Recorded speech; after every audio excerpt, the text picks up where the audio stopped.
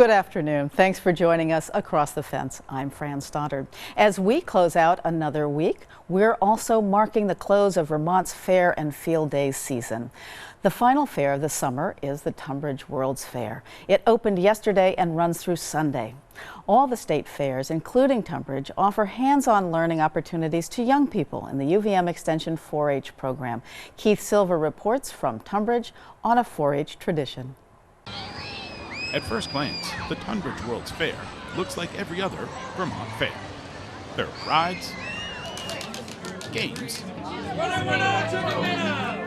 and 4-H'ers getting their animals ready for the showroom. And when they're not cleaning up or just hanging out, you'll find these young people at the 4-H ice cream booth, better known as the 4-H Ice Cream Scoop. It's actually really fun to do this. The kids run the show. They take orders, scoop ice cream, and manage the cash.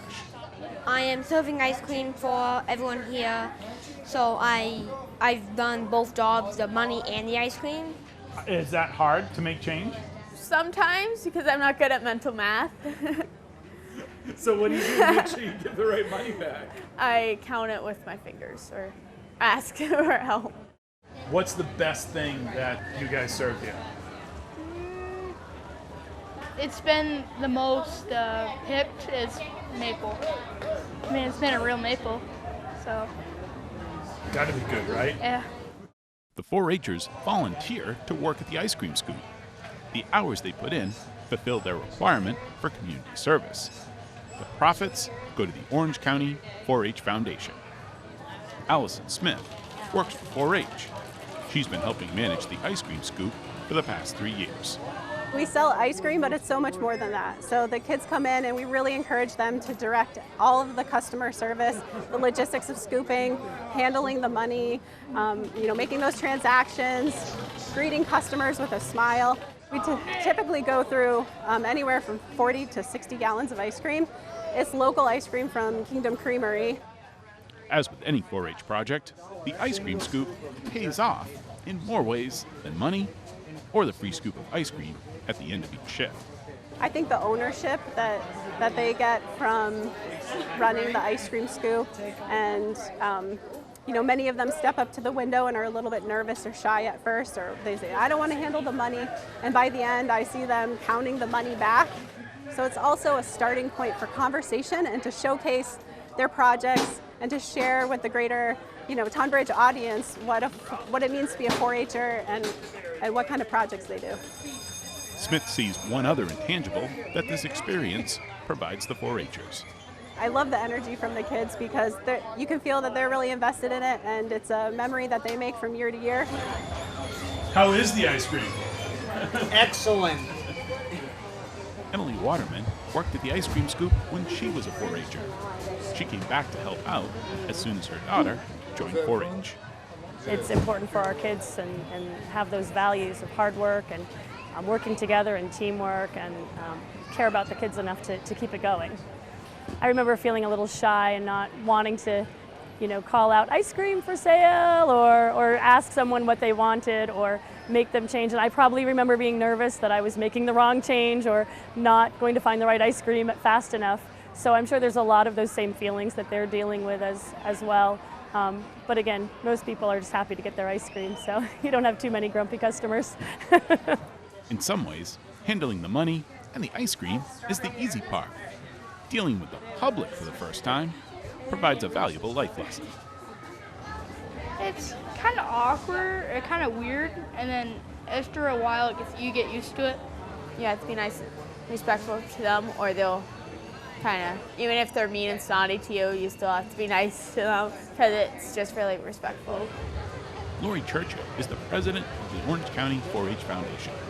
She's been serving customers and overseeing the ice cream scoop for more than 25 years. She says volunteer opportunities like this make it easy to spot a 4-H'er. That's just what 4-H does is get the kids. The teachers can tell a kid that does public speaking, and they don't even have to ask if it's a 4-H kid. They get up and they give a report, and they know they've done this before someplace, and it's usually 4-H. Alexander Daisy doesn't need anything explained to him about 4-H or the importance of volunteering. He just gets it. Really just giving these people something to enjoy, really. That's your favorite part? Yeah, helping, letting them enjoy stuff. And at the end of the shift, you get a scoop of ice cream. That's also my favorite part. Churchill couldn't put it better herself. I just love Tunbridge Fair. I've been coming to Tunbridge Fair since I was a kid. I used to show my horse, and then I got involved in this, and just watching the kids grow again, you know, You really love it here? Yeah. What's not to like about Tunbridge Fair? And the ice cream scoop. The 4-H ice cream scoop and the Tunbridge World's Fair. They go together like a cone of majestic maple on a warm summer afternoon. In Tunbridge, I'm Keith Silva with Across the Fence. This year marks the 148th year of the Tunbridge World's Fair. Once again, it runs until Sunday afternoon. 2 years ago, a major fire impacted the University of Vermont's Torrey Hall, the home of the historic Pringle Herbarium. At the time of the fire, the herbarium contained the largest Vermont flora collection in the world. Rebecca Gollin spoke with a professor who has overseen the collection for 5 decades to find out about the status of the herbarium today. It was quite the day. I got a phone call from folks here saying the herbarium's on fire, which I didn't compute at first, and then I realized it was for real, so I headed out as fast as I could. Plant biologist Dave Barrington is talking about the day that he thought he would see his life's work go up in flames. And I got here to see the roof in flames, and my star volunteers were here, and they were absolutely in tears because the prospect at that point was of the whole building burning down and losing the entire natural history collections for the university in one morning. Barrington has worked at the University of Vermont since 1974, coming here to the Torrey building every day. It's one of the oldest buildings on campus, originally serving as the university library and museum. Since the mid-70s, the building has housed the Pringle Herbarium, an expansive botanical collection used for reference and research. The third largest herbarium in New England, the Pringle houses over 350,000 specimens. At the time of the fire, an extensive renovation on the outside of the building and the roof was almost complete. We had always known about some of the architectural appeal of the building, but the exterior renovation really brought those things out. The original mansard roof, which now sports the original colored slate, is a key feature. The window ornaments on the outside, which are unaffected by the fire but beautifully restored, is another. The blaze started when a spark fell into an inaccessible area inside the roof. Most of the damage to the building came from the enormous amount of water used to put out the fire. Despite the dramatic-looking flames, most of the restoration was unharmed. The good news was that the flames had been pretty much contained entirely to the inside of the roof and essentially never got inside the building. Some of the collections had gotten wet. Barrington knew if he acted quickly, he might be able to save them. It turned out we could salvage the collections that had gotten wet if we prepared them in a specific way and shipped them off to a firm that specialized in salvage of wet materials. Once those specimens were on their way, the next challenge presented itself. Then we heard from the structural engineers that all of the weight of the water in Torrey, along with the weight of the collections, led them to worry that the building might not sustain the additional weight. So they decided that we had to move all of the collections out immediately. And that led us to hiring Buska movers, and they brought cranes and 3 or 4 crews and moved everything. They cut a hole in the roof, moved a bunch of stuff out of the roof. Barrington and his crew of scientists, student workers, and volunteers set up a temporary working space in the Jeffords building, and a renewed renovation continued on Torrey. Parts of the roof were repaired for a second time, and the interior was gutted. There were some pleasant surprises along the way.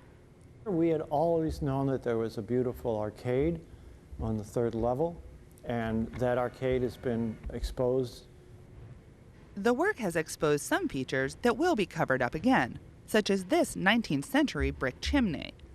But some elements will be incorporated into the interior redesign, like the tops of these pillars, which had been covered by a suspended ceiling. Over here to the left is the Tryon Fern Library, which was a gift to the Pringle Herbarium about 10 years ago, and it's one of the largest collections of books dedicated to fern studies in the world. So the question would arise, just how much did we lose in the fire? And it's amazing how little we lost. We actually lost no animal collections, and we lost about 5,000 specimens of plants. Barrington knows his loss could have been much worse. He credits the firefighters on the scene for helping to save the collections. The firemen were so effective in putting out the fire because they had actually responded to a false alarm in the building about 3 weeks before. Something that the renovation contractors did triggered a false alarm. And so the firemen showed up, and they actually went through the whole building at that time to make sure that nothing was amiss. So they had fresh in their memory the layout of the building, and they understood the value of the contents of the building and their vulnerability. The renovation is expected to be done in the spring of 2020, and the hope is that the new building will serve as a hub for all of the university's natural history collections. And yes, there will be a sprinkler system. At the University of Vermont, I'm Rebecca Gollin with Across the Fence. Quite an effort and an excellent update. That's our program today. Once again, thank you for joining us Across the Fence. I'm Fran Stoddard.